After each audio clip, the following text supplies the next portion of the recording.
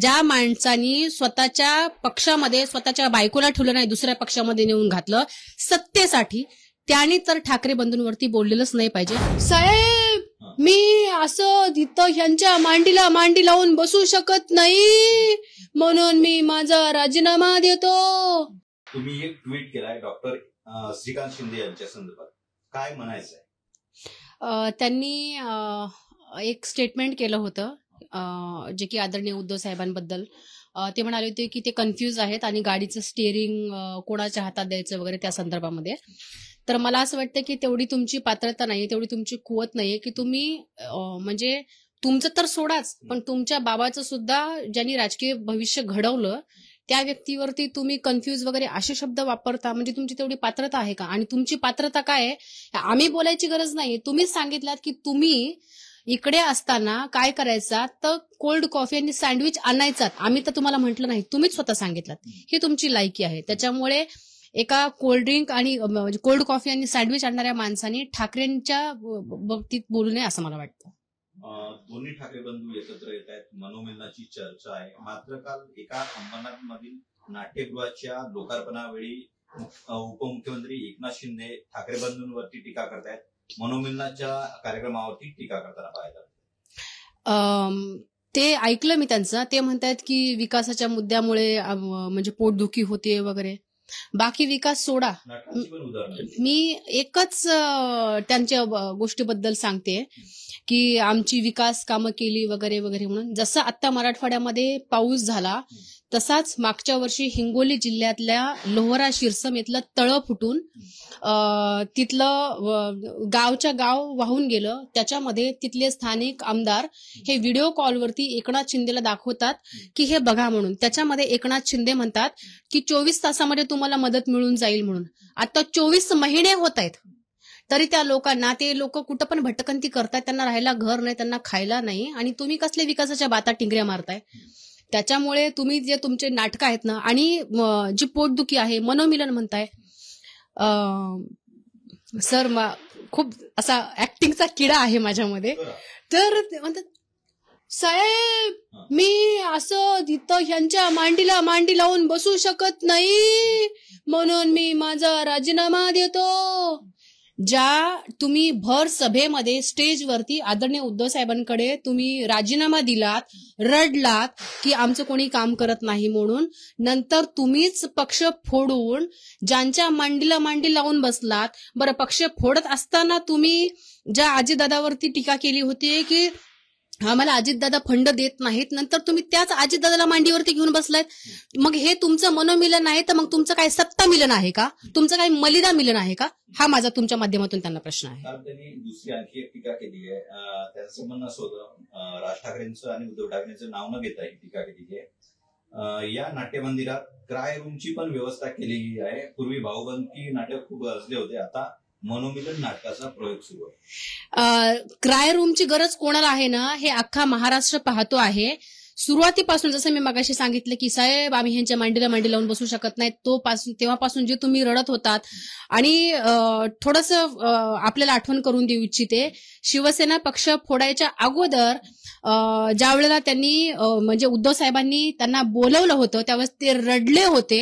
हे आदित्य साहेबांनी सुद्धा सांगितलेलं आहे तुम्हा सगळ्या मीडियांना. आणि की तुम्ही असं काही करणार आहात का वगैरे, तर ते म्हणजे नाही साहेब असं मी काही करणार नाही.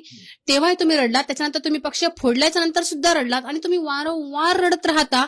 तर क्राय रूम तुम्ही नक्की काढा, पण त्याची गरज तुम्हाला पडणार आहे, एवढंच मी म्हणेल. सध्या ज्या प्रकारे ठाकरे बंधू एकत्र येत आहेत किंवा विविध कार्यक्रमामध्ये एकत्र येताना पाहायला मिळतात, राणा दाम्पत्य परत एकदा आक्रमक झालंय. ते हे तुमच्या सगळ्या माध्यमाच्या द्वारेच मी ऐकत आहे सकाळपासून. ते म्हणतायत की हे दोघं जण सत्तासाठी एकत्र आलेले आहेत. तर माझा तुमच्या माध्यमातून राणा दोघाही नवरा बायकोला एक प्रश्न आहे. अरे हे तरी भाऊ आहेत.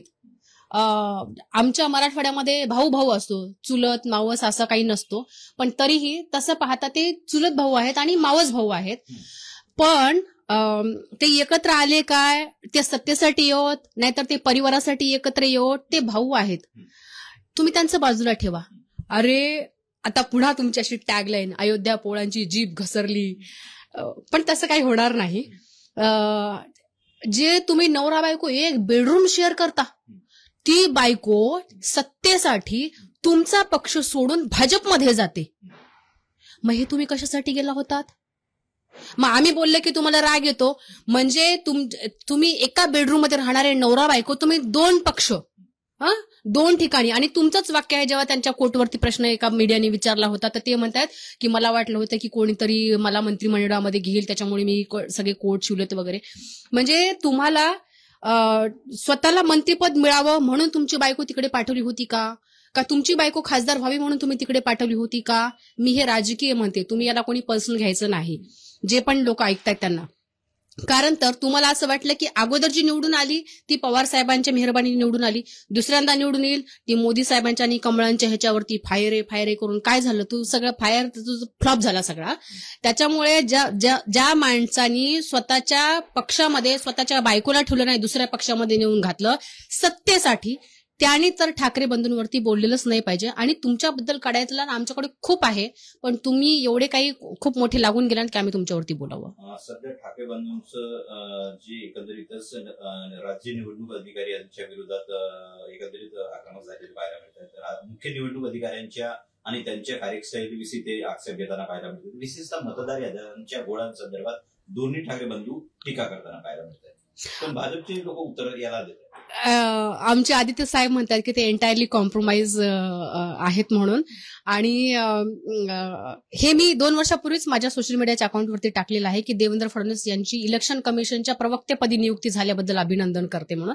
देवेंद्र फडणवीसांसहित भाजपचे जेवढे सगळे नेते आहेत त्या सगळ्यांचीच इलेक्शन कमिशनच्या प्रवक्तेपदी नियुक्ती झालेली आहे, अधिकृतरित्या अनधिकृतरित्या. म्हणून काय इलेक्शन कमिशन त्याला उत्तर देत नाहीत, तर हे जे त्यांचे प्रवक्ते आहेत भाजपचे, तर हे सगळे ते उत्तर देत असतात.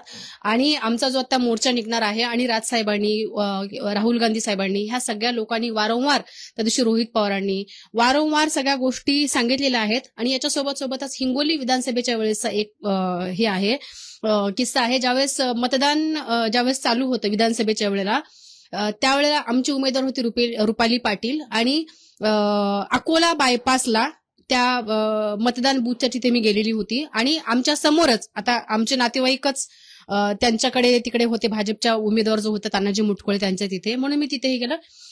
तर त्या भाजपच्या पदाधिकाऱ्याच्या हातामध्ये एवढे हे होते, आपले कार्ड होते, इलेक्शन आयडी कार्ड होते. आणि मी त्यांना विचारलं, म्हटलं कशा, आता मला त्या व्यक्तीचं नाव घ्यायचं नाही तर, आणि ऑफ रेकॉर्ड ज्याला कोणाला बोलवायचं ना, त्या तुमचा भाजपचा पदाधिकारी कोणता होता त्यांनी मला बोलवायचं, मी त्याचं नाव सांगते आणि वेळ प्रसंग सगळं सांगते. तर त्यावेळेला त्यांनी सांगितलं की हे सगळं इलेक्शन व्हायच्या वेळेला आम्ही सगळ्यांचे आता हे सगळ्या लोकांचे मतदान करून घ्यायचे आहेत. मी म्हटलं हे सगळं तुम्ही करता असं? तर तो मला म्हणे, ताई हे राजकारण आहे, तुम्हाला अजून राजकारणामध्ये फार मोठं शिकायचं आहे, आणि हे आपण काय आताच करत नाही, आपण हे नेहमीच करतो. हे मला भाजपचा जिल्हा लेवलचा पदाधिकारी सांगतो आहे. म्हणजे तुम्ही हे आतापर्यंत वारंवार केलेलं आहात हे तुमचाच पदाधिकारी सांगतो आहे. म्हणजे जे विरोधी पक्षातल्या केंद्रापासून राज्यापर्यंत सगळ्या नेत्यांनी जे काही प्रश्न निर्माण केलेले आहेत, तर त्याच्यावरती निदान तुम्ही काहीतरी उत्तर द्या. आणि याच्यामध्ये जे मागची जी प्रेस कॉन्फरन्स घेतली होती इलेक्शन कमिशनने, त्याच्यामध्ये ते म्हणतात की आम्ही आया बहिणींचे फोटो आम्ही दाखवतात. एक तर तुम्ही सीसीटीव्ही तिथं लावता, सीसीटीव्ही लावल्यानंतर तुम्ही तिथे बरं, याच्यासोबतच तुम्ही बाहेर सेल्फी पॉईंट लावलेला असतो, याच्यासोबतच तिथे सगळी मीडियावाले असतात, मीडियाच्या लोकांकडून.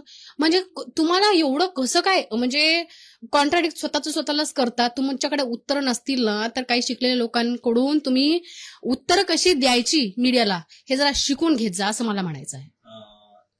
आगामी काही दिवसांमध्ये राज्यात स्थानिक स्वराज्य संस्थांच्या निवडणुका आहेत, विशेषतः मुंबई महानगरपालिकेची निवडणूक. ठाकरे बंधूंसाठी असं म्हटलं जातं किंवा चर्चा आहे माध्यमांमध्ये की पेपर शोका नाही. हे कोण म्हणते? विरोधी पक्ष. विरोधी पक्षामध्ये अरे तुम्हाला पेपर, खरं तर लोकसभेलाच तुम्हाला दाखवून दिलेलं होतं की पेपर कसा होता. मग नंतर तुम्ही हे सगळा ईव्हीएमचा मतचोरी करून आलेलं सरकार आहे. हो ना, मग आम्ही तेच म्हणतो. मग तुम्ही एक तर हे ईव्हीएम घोटाळा केला, आणि त्याच्यानंतर त्यांनी पण खूप मोठ्या मोठ्या नेत्यांची नावं सांगितली की ती नेते कशी काय पडू शकतात म्हणून, जी वारंवार इतकी वर्ष निवडून आलेली आहेत. ती लोक ज्यावेळेस पडतात, म्हणजे तुम्ही एक काम करा ना, तुम्हाला असं वाटतं ना की पेपर सोपा नाहीये म्हणून, तर तुम्ही मग बॅलेट पेपरवरती निवडणुका घ्या. किंवा मग जे आमच्या नेत्यांनी प्रश्न निर्माण उभं केलेला आहे की तुम्ही याच्यासोबत जे व्हीव्हीपॅट आहेत तुम्ही मशीनसोबत व्हीव्हीपॅट तुम्ही हे करा, का नाही करत? का घाबरतं राज्य निवडणूक अधिकारी? कारण कसं आहे ना, ते पपेट आहेत कोणाचे, ते कठपुतळी असते बघा, तर ते कठपुतली आहे, ते जे त्यांचे सांगण्यावरून वागतात. हो अर्थात ते सांगण्यावरूनच वागतायत म्हणून, नाही तर त्यांची काय एवढी ही आहे. आणि तेच नाही, सगळ्या स्वायत्त संस्था हे तसंच काम करत आहेत. बघ आज देशामध्ये कायदा राहिलेला आहे का बघा, एवढे मोठ्या म्हणजे गवई साहेबांवरती महाराष्ट्राचे सुपुत्र असून त्या गवई साहेबांसोबत काय होतंय, इलेक्शन कमिशनला प्रश्न विचारला की त्याला उत्तर भाजपचे लोक देत आहेत. म्हणजे तुम्ही काय, तुम्हाला इतकं देशामध्ये तुम्ही कायदा ठेवलाच नाही, एवढं तुम्ही घाबरलात. पण मला तुम्हाला तुमच्या माध्यमातून फार मी एक जबाबदारीने एक वाक्य वापरते आहे, तुम्ही जर असेच वागलात, मी बच्चू भाऊच्या वाक्याचं समर्थन करत नाही, पण जे बच्चू भाऊ बोलले आणि जो प्रकार नेपाळमध्ये झाला, जो प्रकार याच्यामध्ये झाला, कर्नाटकमध्ये झाला एका आमदारासोबत, तर तसा प्रकार तुम्हाला जर महाराष्ट्रामध्ये होऊन द्यायचा नसेल तर तुमच्याकडे अजूनही वेळ आहे, तुम्ही सुधरा. शेवटचा प्रश्न, आज मातोश्रीवर संगीता गायकवाड आणि त्यांचे पती एकंदरीतच पक्षप्रवेश झालाय मातोश्रीवर. नाशिकमध्ये ठाकरेंनी दे धक्का केलाय भाजपला. अजून खूप मोठे मोठे दे धक्के व्हायचे आहेत. फक्त ह्यांनी काय आता, तसं चंद्रकांत दादा म्हटले होते की दिवाळी झालं की 2 दिवसानंतर आचारसंहिता लागणार आहे म्हणून. आता दिवाळी संपते आहे 23 तारखेला, 25 तारखेपासून किंवा आपण आणि हो ना, ते आमच्याकडे आपल्याकडे ते ऍटम बॉम्ब म्हणतात बघा, तर ते ऍटम बॉम्ब तर होणारच आहेत. थोडंसं थांबा, इलेक्शन लागू द्या किंवा तुम्ही डिक्लेअर करा इलेक्शन. त्याच्या अगोदर राजसाहेब जसं म्हणाले तसं की तुम्ही अगोदर इलेक्शन यादीमधला तुम्ही मतदार यादीतला तुम्ही तो घोळ निस्तारा, निवडणुका घ्या. कोणाचा पेपर किती सोपा आहे, कोणाचे कसे फटाके फुटतायत, कोणाचे कसे भ्रष्टाचार बाहेर निघतात, कोणाच्या कशा सिड्या बाहेर निघतात, हे सगळं महाराष्ट्रात दिसेल. थँक्यू.